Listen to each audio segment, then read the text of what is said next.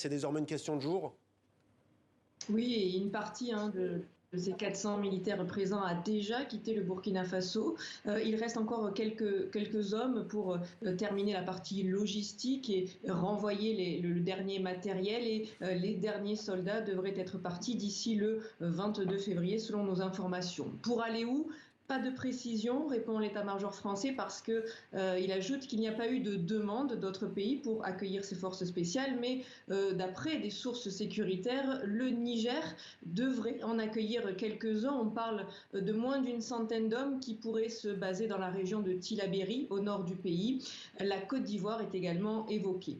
Ce départ met donc fin à 14 années de présence sur le sol burkinabé, alors que très peu des missions de sabre se sont déroulées au Burkina Faso. Les forces spéciales intervenaient essentiellement au Mali, mais aussi au Niger. Le président burkinabé Ibrahim Traoré l'avait dit il y a quelques jours lors d'un échange avec des étudiants.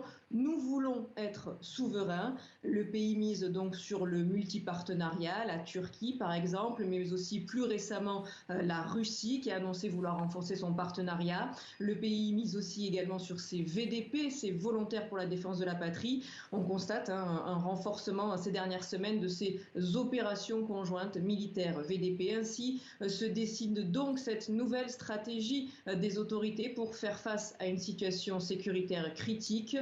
Sur 13 régions que compte le pays, 10 sont régulièrement attaquées. Rien que la semaine, d'après des sources sécuritaires, plus de 80 personnes ont été tuées dans des violences terroristes. Fanny Noirot à Ouagadougou pour TV5 Monde. Merci Fanny.